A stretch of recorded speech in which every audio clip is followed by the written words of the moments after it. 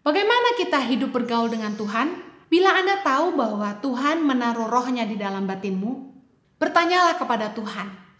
Setiap kali Anda menghadapi masalah, setiap kali Anda harus membuat sebuah keputusan dalam hidupmu, ingat dua hal yang paling penting dalam pimpinan Roh Allah dalam hidup kita adalah soal rancangan dan soal persekutuan. Apa yang harus kita lakukan dan dengan siapa kita melakukannya. Penting kita membawa Tuhan serta di dalam doa. Berdoalah dan bertanyalah kepada Tuhan. Minta hikmat dari Roh Kudus ketika kita menghadapi masalah apapun, ketika kita harus membuat keputusan apapun. Saya percaya Tuhan ingin membimbing hidup kita. Untuk itulah Roh Kudus diberikan dalam batin kita. Roma 8 ayat 8 berkata, mereka yang hidup dalam daging tidak mungkin berkenan kepada Allah. Oleh karena itu, kita harus tahu bahwa ketika Tuhan memperingati kita lewat hati nurani kita, kita harus menanggapinya dan berhenti melakukan dosa. Penolakan kepada suara hati nurani akan membuat kita tidak bisa mendengar lagi pimpinan Tuhan dalam hidup kita. 1 Timotius 1 ayat 19 berkata, beberapa orang telah menolak hati nuraninya yang murni itu, dan karena itu kandaslah iman mereka.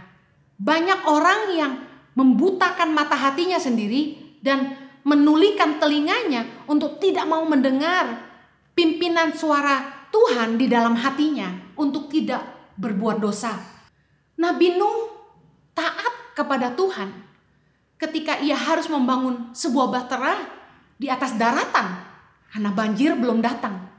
Sementara Nabi Nuh membangun bahtera selama 400 tahun, orang-orang yang lewat itu mengolok-ngolok dia karena tidak ada banjir, tidak ada air, tapi Nabi Nuh membangun bahtera dan orang-orang mengolok-olok dia sambil berkata mungkin, apa yang kamu bangun? Untuk apa?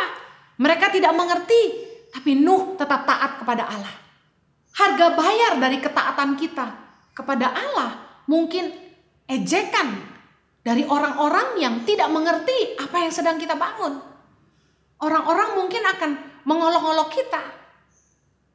Dan juga mungkin ada di antara mereka yang berkata bahwa kita mungkin gila. Waktu saya dan Jojo taat kepada panggilan Tuhan untuk kembali ke Indonesia Januari 2006, orang-orang yang tahu bagaimana kehidupan kami di Australia, keluarga besar kami, orang tua saya, tidak bisa menerima keputusan kami untuk pulang ke Indonesia karena dianggap tidak masuk akal. Kami sudah hidup mapan, tapi mau meninggalkan hidup yang begitu mapan begitu saja untuk kembali ke Indonesia untuk sesuatu yang tidak jelas ke depannya. Saya hanya mendengar Tuhan berkata, Henny, selamatkan generasi. Roh Allah dalam batin saya berbicara begitu nyata. Henny, selamatkan generasi. Dan saya hanya minta supaya Tuhan menjamah hati suami saya supaya Jojo mau pulang ke Indonesia. Dan Anda tahu dari beberapa khotbah saya bahwa Tuhan menggerakkan Jojo untuk mengambil keputusan kami pulang ke Indonesia. Hari ini 14 tahun sudah lewat. Keadaan mungkin kelihatan jauh lebih jelas hari ini dan banyak orang akan berkata, ya jelaslah kamu akan pulang untuk ini dan itu. Hei, bayangkan 14 tahun lalu belum ada tangan pengharapan. Saya dan Jojo tidak punya pekerjaan. Kami tidak tahu kami harus memulai pelayanan ini dari mana. Semuanya dimulai hanya dari satu kata, taat saja. Teman-teman pelayanan yang melihat saya mulai pergi ke pedalaman-pedalaman, menolong anak di Papua, menolong anak di NTT, kasih mereka makan. Suara-suara yang masuk adalah begini, ngapain kamu kasih mereka makan? Itu gak akan menolong mereka keluar dari kemiskinan. Ngapain kamu nolong anak-anak di Papua? Ngapain kamu nolong anak-anak di NTT? Di Jakarta aja banyak orang miskin. Ejekan demi ejekan. Bahkan ada nada-nada sumbang. Orang-orang yang menuduh kami pulang ke Indonesia bikin yayasan untuk cari uang. Wah, banyak sekali hinaan. Harga bayar dari ketaatan kita kepada Tuhan itu luar biasa. penolakan, hinaan. Tapi Galatia 1 ayat 10 menjadi ayat andalan saya. Jadi bagaimana sekarang? Adakah ku cari kesukaan manusia atau kesukaan Allah? Adakah ku coba berkenan kepada manusia? Sekiranya aku masih mau mencoba berkenan kepada manusia, maka aku bukanlah hamba Kristus. Saya cuma taat sama Tuhan, saya percaya bahwa Tuhan yang memanggil kami, Dia setia. Jangan mendukakan Roh Kudus.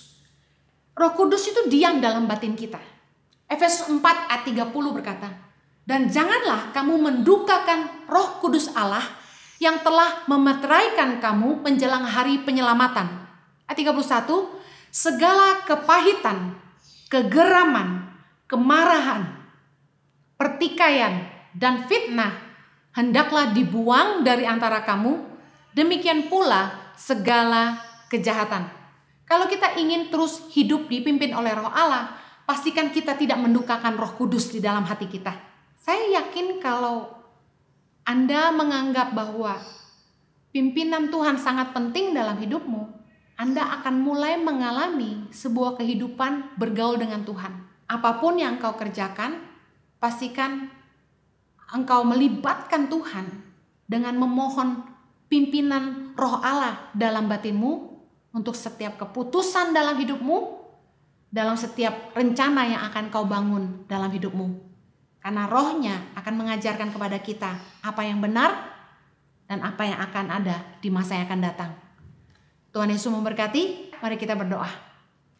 Tuhan, terima kasih, kami bersyukur untuk firman-Mu, biar kiranya setiap kami boleh menangkap isi hati Tuhan buat kami masing-masing, supaya kami boleh mengenali suara Roh Allah di dalam batin kami, dan kami boleh belajar hidup bergaul dengan Allah setiap hari. Tolong kami Tuhan, supaya kami peka mendengar tuntunan suara Roh-Mu, supaya kami boleh hidup berkemenangan di masa yang akan datang.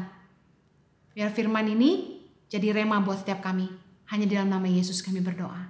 Amen. At school, teachers have failed the kids. The children walk to school, some 7 kilometers, some 8. There is a kid who walks 20 kilometers, come to school, and there's no teacher. That is why children are not interested in learning. So the teachers have failed. The government has failed because the government don't check on the schools. So the government has failed the children. Parents have failed their children. So that is why the children need help.